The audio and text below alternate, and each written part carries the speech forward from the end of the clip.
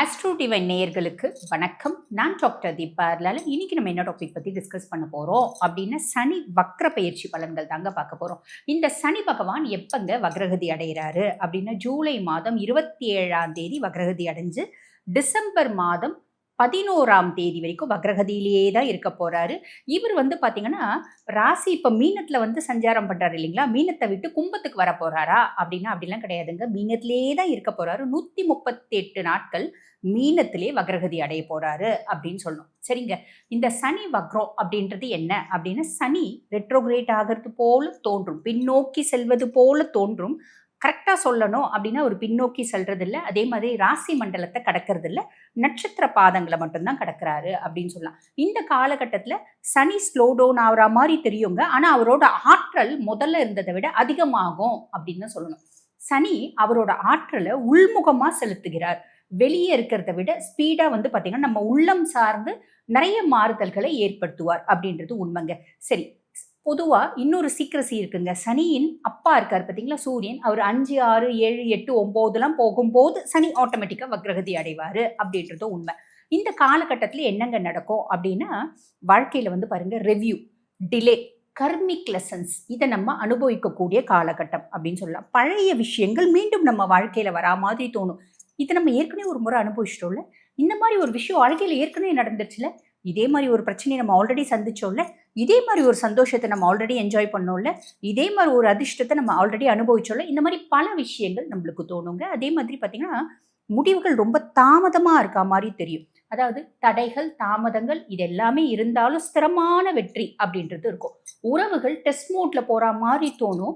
Y this delay அப்படின்ற எண்ணம் நம்ம மனசுல பிரதானமாக வரும். பொதுவாக பாருங்க 27 to 8/10/2026 வரைக்கும் சனி பகவான் ரேவதியில சஞ்சாரம் பண்றார். 9/10/2026 ஏறக்குறைய பார்த்தீங்கன்னா அவர் உத்தட்டாதியில சஞ்சாரம் பண்ணுவார். இப்போ இந்த பலன்களை நம்ம எப்படி சொல்ல போறோம் அப்படின்னா சனி வக்ரகதி அடைஞ்சிருக்கிறது குருவினோட பார்வையில சனி வக்ரகதி அடைஞ்சிருக்கும் போது என்ன மாதிரி பலன்களை கொடுக்க போறாரு, கடைசி 40 நாட்கள், அதாவது மொத்தம் இந்த சனி வக்ரகதி அடைஞ்சிருக்கிறது 138 நாட்கள், கடைசி அப்ராக்சிமேட்லி 40 டேஸ் குருனோட பார்வை இல்லாத வக்ரகதி அடைஞ்சிருக்க சனி என்ன மாதிரி பலன்களை கொடுக்க போறாரு அப்படின்னு தான் சொல்ல போறோம். ஆக வீடியோ நீங்க ஸ்கிப் பண்ணி பார்த்தீங்கன்னா நாங்கள் சொல்ல வர்றது முழுசும் உங்களுக்கு புரியாது, முழுசும் தெரியவும் தெரியாது. வீடியோவும் முழுசா பாருங்க, நேரத்தை வீண் பண்ணாம சட்டன் வீடியோக்குள்ள போயிடலாம் வாங்க.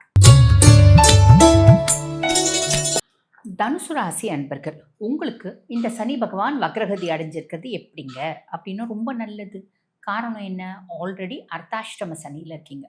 அர்த்தாஷ்டம சனி அப்படின்னு பேருக்கு தாங்க, ஆனால் அஷ்டமத்து சனியை விட நிறைய கஷ்டப்பட்டுட்டோங்க. இப்படி இந்த நிறைய தனுசு ராசி அன்பர்கள் சொல்கிறது உண்டு. வேலை செய்கிற இடத்துல ஏகப்பட்ட பிரச்சனைங்க. எனக்கு அளவுக்கு தகுதி இருக்கவன் என்னை பார்த்தீங்கன்னா குறை சொன்னால் கூட பரவாயில்லைங்க, எந்த விதத்துலையும் எனக்கு தகுதியே கிடையாதுங்க. ஏன் அறிவுக்கு அவன் அறிவு உண்மைதான். தனுசுக்கு ரொம்ப இன்டெப்த் ஆஃப் நாலேஜ் அப்படின்றது உண்டு. இன்டெலிஜென்ஸ் அப்படின்றது எக்ஸ்ட்ராடினரியாக இருக்கக்கூடிய ராசி, உபயராசி. நான் பிறந்தது மற்றவங்களுக்கு ஹெல்ப் பண்ணுறதுக்கு, யார் என்ன ஹெல்ப் கேட்டாலும் நான் முழுசும் செய்வேன். அதில் பார்த்தீங்கன்னா ஒளிவு மறைவெல்லாம் கிடையாது. அப்படிப்பட்ட பர்சன்ஸ் இப்போ அவங்களுக்கு அவங்கள விட ரொம்ப புத்திசாலிங்க, அவங்கள ஓவர் டேக் பண்ணுறாங்க, ஓவர் ரைட் பண்ணுறாங்க அப்படின்னா ஓகே, அவங்களுக்கு வேலை சொல்கிறாங்கன்னா ஓகே. அவங்கள விட கொஞ்சம் கம்மியாக இருந்தால் கூட அவங்களுக்கு பார்த்தீங்கன்னா அதை டாலரேட் பண்ண முடியாது. I know more than you, I know better than you, I know everything அப்படின்ற எண்ணம் இருக்கும். இது வெறும் எண்ணம் இல்லை, உண்மையும் அதுதான். அப்படி இருக்கும்போது இந்த வேலை செய்கிற இடத்துல இந்த மாதிரி எல்லாம் காம்ப்ளிகேஷன்ஸ் அனுபவிச்சோம். வீட்டில் எப்பயுமே எங்களுக்கு மரியாதை கிடையாது, இப்போ இன்னும் கொஞ்சம் கம்மியாக போச்சு அப்படின்றது தான். பொதுவாகவே தனுசுக்கு பார்த்தீங்கன்னா வீட்டில் பெருசாக மரியாதை கிடைக்காது, சொசைட்டியில் பெரிய மரியாதை, அவங்களோட புத்திசாலித்தனத்துக்குன்னு ஒரு அங்கீகாரம் எல்லாமே இருக்கும்.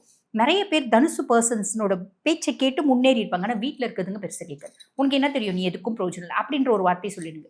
புரியுதுங்க, நீ எல்லாம் இந்த காலகட்டத்தில் வாழறதுக்கு லக்கியே இல்லை அப்படிம்பாங்க. நிறைய பேர் அப்படி சொல்லுவாங்க. ஏன்னா நம்ம ரொம்ப நல்லவங்களா இருந்தால் நம்ம வீட்டில் இருக்கவங்க நம்மளுக்கு கொடுக்குற பேர் அதுதான். சரி, அப்போ குடும்பன்றது ஒரு காம்ப்ரமைஸாக இந்த காலகட்டத்தில் இன்னும் கொஞ்சம் காம்ப்ரமைஸ் ஆகிடும். ஸோ இந்த மாதிரி கடன் பிரச்சனை, ஹெல்த் இஷ்யூஸ் இதெல்லாம் பார்த்தீங்கன்னா அர்த்தாஷ்டம சனியாக வந்ததுலேருந்து சனி பகவான் உங்களுக்கு கொடுத்துட்டாரு அப்படின்னு சொல்லலாம்.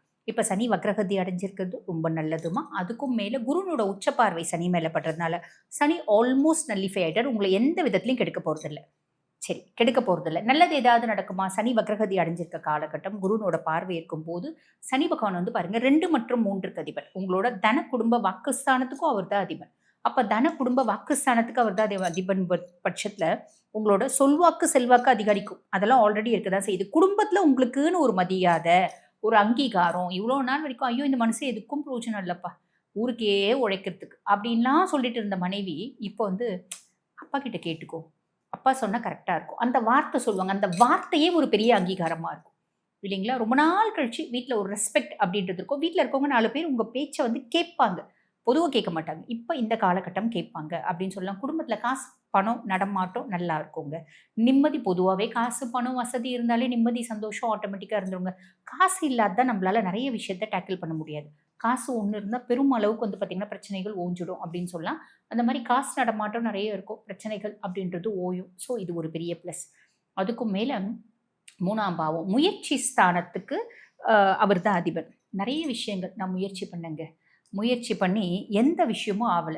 நான் என் புள்ளைய வந்து பார்த்தீங்கன்னா, என்ன மாரி புத்திசாலியாக்க முயற்சி பண்ணேன். நல்லா படிக்க வைக்க முயற்சி பண்ணேன். நல்ல குணாதிசயங்கள் கத்துக் குடுக்க முயற்சி பண்ணேன்.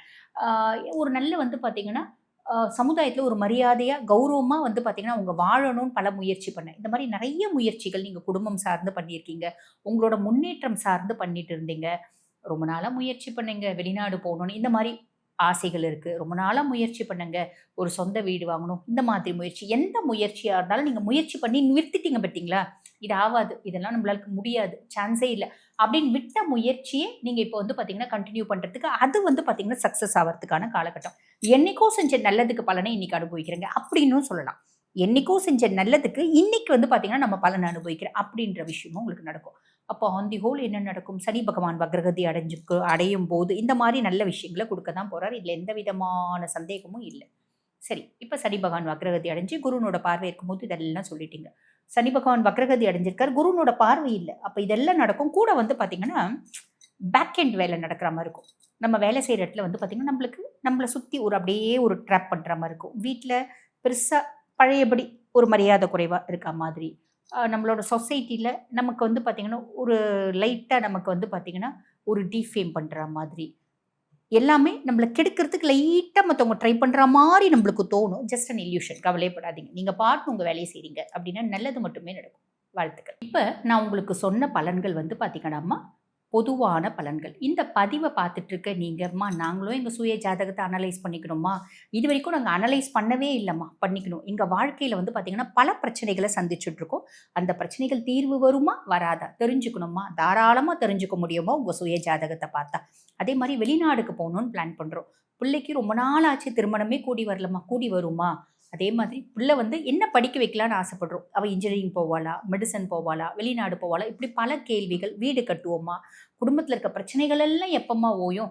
இந்த மாரி பல கேள்விகளும், பல குழப்பங்களும் ஒவ்வொரு குடும்பத்திலயும் இருக்க தான் செய்யுது. அத்துணை குழப்பங்களுக்கும் ஒரு நிரந்தரமான தீர்வு அப்படின்றது நம்ம சுய ஜாதகம். பார்த்தா தெளிவா சொல்லிட முடியும்.